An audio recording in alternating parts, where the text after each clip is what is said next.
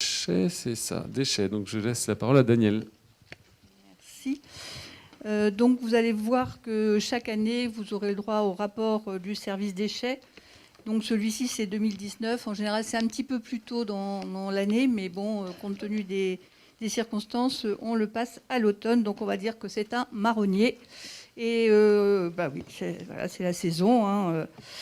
Et donc vous allez voir, on va s'en servir un petit peu comme une photographie pour nous, parce que la réglementation sur les déchets va énormément évoluer et va nous demander à l'horizon 2030 de faire d'énormes efforts de réduction de déchets. Donc c'est important de partir des chiffres là. Ceux de l'année prochaine, enfin de 2020, seront aussi des chiffres de base qui vont nous aider à évoluer vers une réduction drastique de nos déchets. Donc je vous rappelle juste que l'organisation du service, donc nous sommes en régie, ce qui veut dire que c'est la collectivité qui s'occupe de la collecte des ordures ménagères et du tri. Mais nous avons aussi des prestations faisant l'objet d'un marché. Donc nous laissons sur marché le transport des sacs de tri du quai de transfert de Quimperlé jusqu'au centre de tri, le tri au centre de tri qui est à Fouesnant et la collecte du verre en apport volontaire. Puis, il y a aussi la prestation qui fait objet de délégation. Et là, nous traitons au Valcor, qui est donc le syndicat fermé qui contient 7 EPCI, qui donc veut dire valorisation Cornouailles, hein, Valcor, et qui donc traite par incinération les ordures ménagères, l'exploitation des déchetteries, alors notamment nos déchetteries, nos 4 déchetteries, et les 3 déchetteries de Concarneau, enfin agglomération.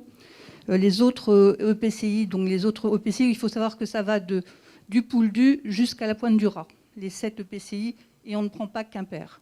Voilà. Et donc les autres traitent eux-mêmes leurs déchetteries.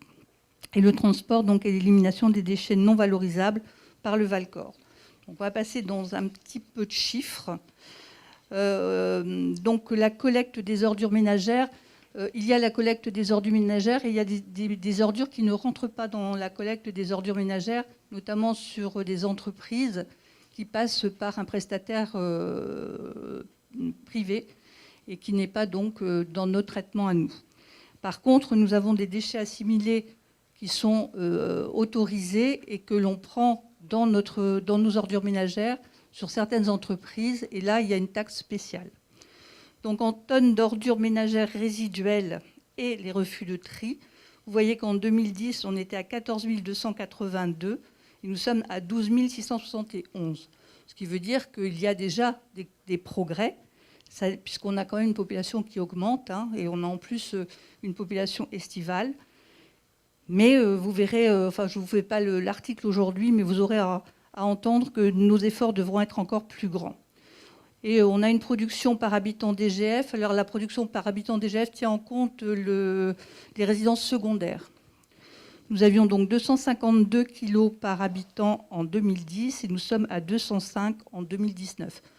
Vous avez bien entendu le rapport complet, hein, que vous pourrez regarder le soir quand vous n'arrivez pas à dormir. Vous pourrez toujours vous plonger dedans. On a la collecte des emballages et des papiers. Le verre collecté aussi. En verre collecté, alors là, c'est chez nous, hein, 2010, 2635, 2019, 2949. Donc chaque année, toujours un peu plus.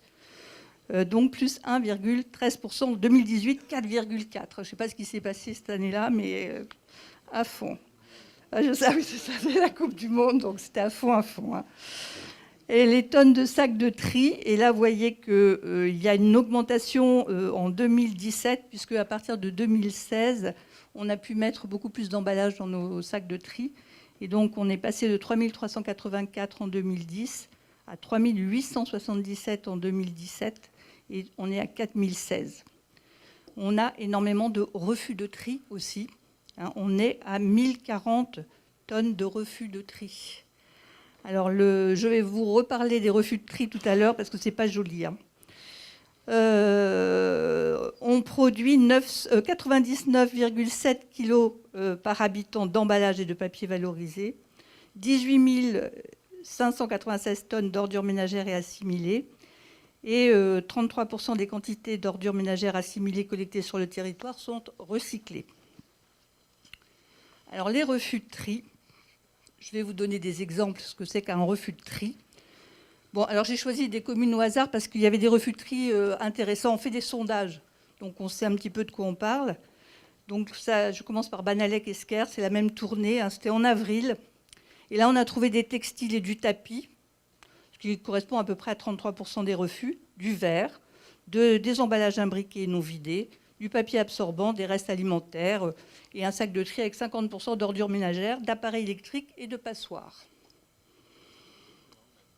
À Quimperlé, parce que bon, à Quimperlé, on est pas mal aussi, faut savoir qu'à Quimperlé, au mois de juillet, c'était 45,67% de refus de tri. Sur Banalec-Esquerre, c'était que 14,28% au mois d'avril, donc c'était pas trop. Mais Quimperlé, là, c'était le top.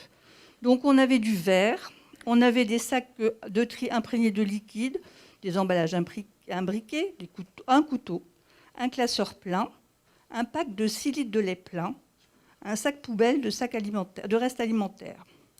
Au Trévoux, c'était au mois d'août, bon, pas trop non plus, 12,73%. Nombreux imbriqués, 5 bouteilles d'eau pleine, un sac de tri rempli d'ordures ménagères, des cheveux et du papier absorbant. Et fini par Riec. Non, c'est pas moi. Et à Riec, en octobre, donc là c'était 21,12% quand même, hein.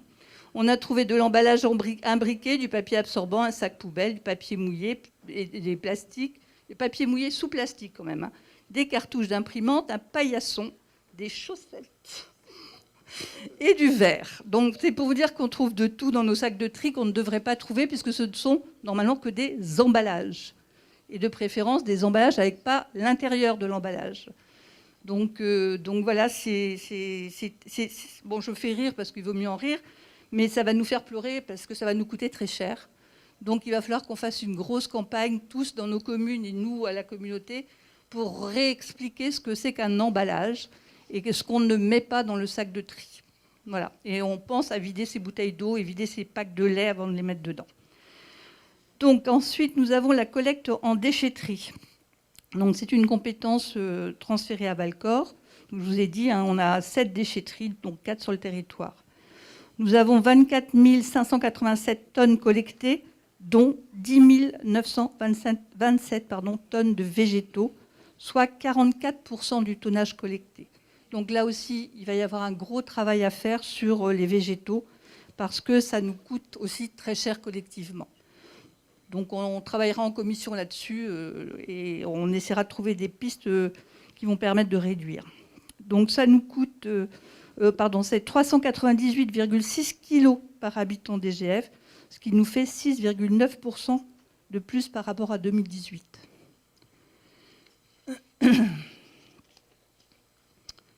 Le bilan de la production des déchets. Donc on a pour les ordures ménagères, moins 18,7% de 2010 à 2019. Emballage et papier, moins 6,1%. Ordures ménagères et emballages et papier collectés, moins 11,9%. Déchetterie, plus 21,5%. Donc pour les déchets ménagers assimilés, on a plus 4,35%. Les principales actions qu'on fait dans la prévention et le tri, donc ce sont des animations scolaires, on a touché 47 classes. Des rencontres avec les usagers du porte-à-porte et le stand, ça c'est des ambassadeurs du tri, 820 personnes sensibilisées. Réunions d'information aux usagers et associations lors de manifestations. Opérations de promotion de compostage domestique, 4 529 foyers sont équipés d'un composteur. Là, on va lancer, les composteurs vont être distribués dans, je ne sais plus quelle, c'est cette semaine, la semaine prochaine. Opération de promotion de broyage des déchets verts, 641 aides versées pour la location depuis 2012. On fait des opérations de réduction du gaspillage alimentaire en restauration scolaire municipale et on accompagne l'association Retritou pour la création d'une ressourcerie. Je voulais aussi vous sensibiliser sur une chose importante. Lorsque vous avez des travaux dans vos communes et que notamment vous intervenez sur les routes, faites bien attention au positionnement des containers parce qu'il faut penser à la mobilité de ces containers et aux rippers qui vont les bouger. Donc, faire attention de ne pas faire dépasser la route par rapport au fossé ou au bas-côté où se trouvent les containers, parce que si la route est un peu plus haute, on ne pourra plus bouger les containers. Donc, c'est important d'y penser. Pensez, lorsque vous faites des lotissements, à l'emplacement des bacs et aussi peut-être à mettre des composteurs. Je pense que c'est des manières de sensibiliser les gens.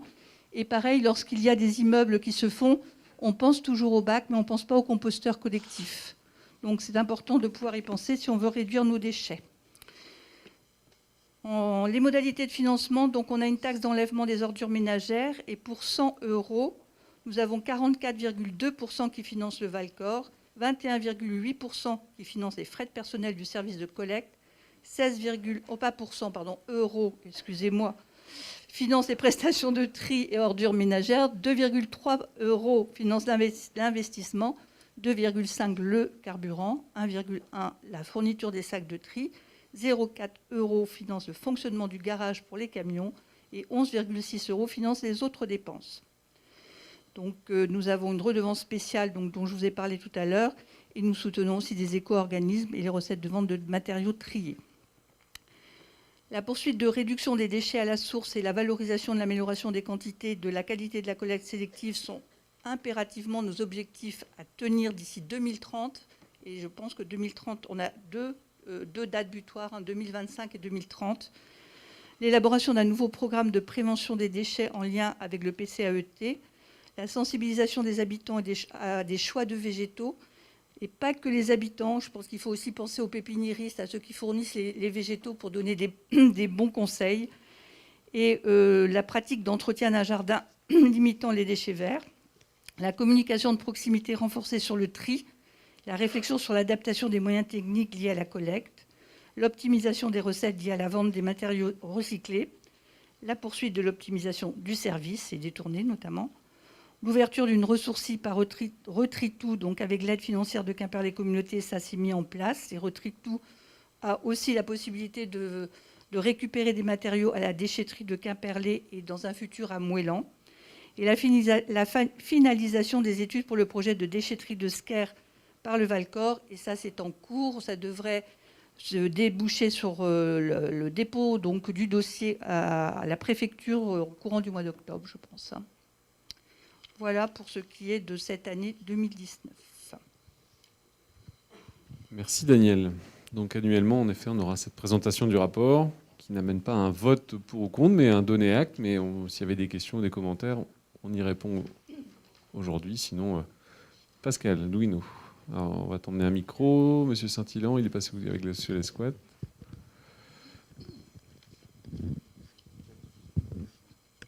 Ça marche. C'est bon.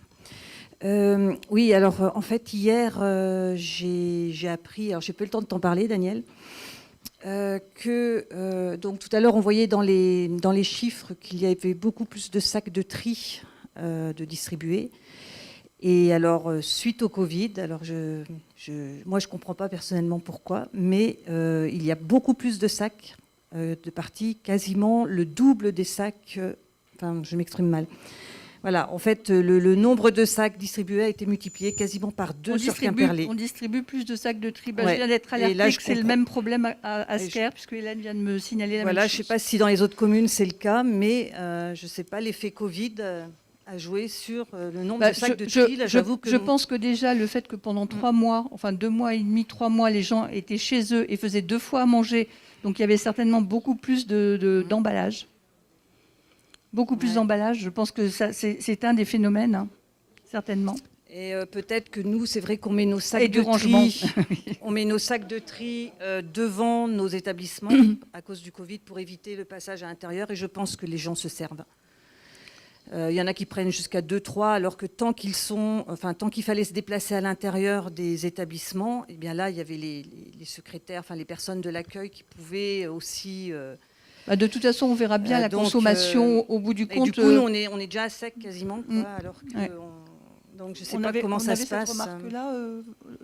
On a eu ce retour-là. C'est ça, Ouais, voilà. c'est ça, ouais. Ouais, C'est- c'est probablement ça. Ouais. ouais, le fait que c'est en distribution libre, les gens se servent. Et en tonnage, je ne sais pas si on a les chiffres de tonnage de tri pendant la période de confinement. Enfin, une tendance à la hausse. De toute façon, on a collecté plus de tri ou pas forcément? Non, pas forcément plus. Bon. Ok. Bon, affaire à suivre. Jean-Yves ou Daniel. Alors, un micro, il y en a un au milieu ou pas? Est-ce qu'il y a un micro au milieu? Il n'y a pas de micro au milieu sur la table du milieu? Michel, si tu veux le passer à Laurette. Non, c'est bon, ça arrive de l'autre côté. C'est bon, c'est bon. C'est bon, c'est bon, c'est bon, c'est bon, c'est bon. Ah oui.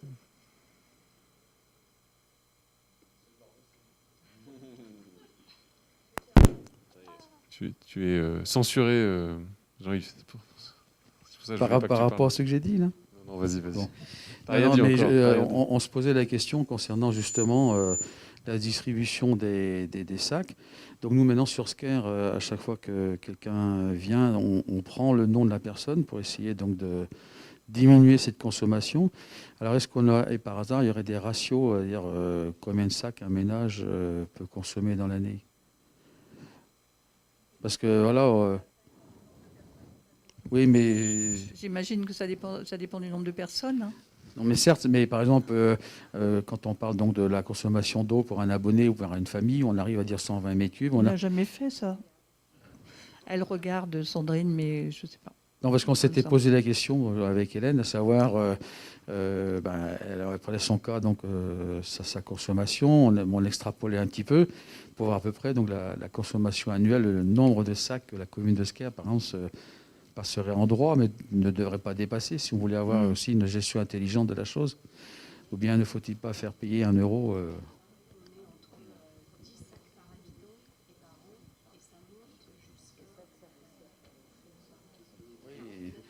Actuellement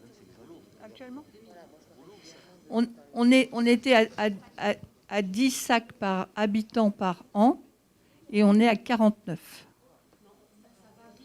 Ah, ça varie de 10 à 49. Oui, selon les communes. D'accord. Donc après, ça dépend aussi le nombre le type d'achat qu'on fait. Hein. Si on achète beaucoup de choses suremballées ou pas. Et puis j'imagine que ça dépend si on trie beaucoup ou pas. C'est difficile, mais c'est tout un travail qu'on aura à faire, hein, c'est évident. Évident. Est-ce que toutes les communes procèdent de la même manière, à savoir quand quelqu'un vient chercher un sac, on répertorie, non? Non. On n'a pas le temps de faire ça. Non, mais nous, on essaie, Ah ben vous êtes bon, vous êtes bon. on essaie de faire bien les choses. Daniel voulait. Attends, Jean-Yves, il y avait Daniel d'abord. Jacques d'abord et puis Daniel. Jacques te redonne le micro. C'est bien, Jacques. Il y a aussi beaucoup. C'est bon, c'est bon. Oui.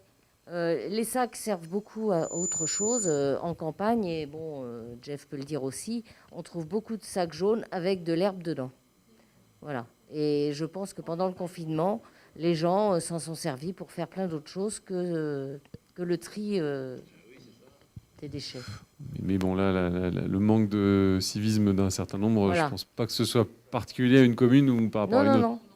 Mais bon, pour dire, moi, je pense suis pas que les allée Scarois soient moins civiques que la moyenne. au mois de septembre, j'étais dans une commune dans le midi de la France, et c'est pareil, ils donnent les sacs de tri avec le nom des gens Pointé, et au compte-gouttes, parce que c'est pareil, c'est un peu partout, les gens en profitent, quoi.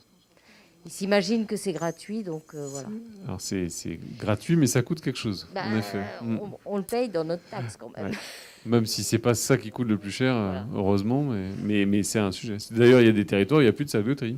Tout le monde va au sac, un sac durable, un sac permanent, qui est avec de l'apport volontaire. Et c'est encore un autre mode de collecte. Ouais. Il y a un autre mode de collecte aussi dans certains endroits où effectivement dans les conteneurs de tri, on met plus de sacs. Oui, c'est ça. Ouais, on a des sacs comme nos sacs de course là, et qu'on vient déposer en vrac dans les poubelles. C'est beau, c'est plus compliqué. C'est encore une autre pratique. Jacques Gilou. Moi, je voulais tout simplement réagir à l'ensemble de la diapositive par les sacs jaunes, parce que c'est un tout petit point de financement. Et moi, je partage le point de vue aussi post-Covid, moi, en tant que maire, j'ai facilité l'accès au nombre de sacs de façon à ce que les gens prennent le moins de risques possible, entre guillemets, à se déplacer, être au contact, etc. Et même, je le dis ici, je pense qu'on est dans un débat de commission, en fait. Hein, et même, j'ai le sentiment que ça fait partie du service et qu'on doit être capable de différencier selon qu'on a une grande famille, le mode de consommation des uns et des autres par rapport aux achats n'est pas le même, etc. Établir une norme serait un peu absurde à mon sens. Hein. Mais reste quand même, et ce n'est pas l'objet, mais je sais, nous savons tous que c'est une critique récurrente des citoyens par rapport à la question de la collecte des ordures. Et en même temps, à l'inverse, c'est un comportement des citoyens qui n'est pas conforme à ce qu'on attend. Donc, je suggère que la gouvernance des citoyens aille aussi vers ces sujets-là quand on parle de groupes et de commissions, parce qu'il me semble que c'est un sujet sur lequel tout le monde a beaucoup de choses à dire. Et oui. donc, qu'il va falloir le suivre. C'est le genre de sujet où on met une pièce dans le jukebox et ça départ tout seul. Mais bon. Oui, je sais que Daniel va faire ça très bien à mes côtés. Mais je serai évidemment autant que possible, autant que nécessaire à tes côtés aussi. Mais c'est un vrai sujet, on l'a vu avec plein d'aspects. Des aspects évidemment de gérer, entre guillemets, des problèmes. Enfin, gérer quelque chose qui nous embarrasse et qu'il faut éliminer. Mais au-delà de ça, c'est beaucoup de citoyenneté. Et c'est vrai que de faire travailler l'ensemble des citoyens investis, on va dire, sur ce sujet-là, ce serait évidemment bien. Mais c'est aussi un enjeu financier hein, dans nos budgets. Quand Alain nous présente le budget chaque année, la partie consacrée à l'élimination des ordures ménagères, à la collecte et au tri sélectif, tout ça, c'est de mémoire de l'ordre de 8 millions d'euros. Donc c'est loin d'être anodin dans notre budget. D'autres commentaires ou questions? Sinon, on prend acte de la présentation de ce rapport.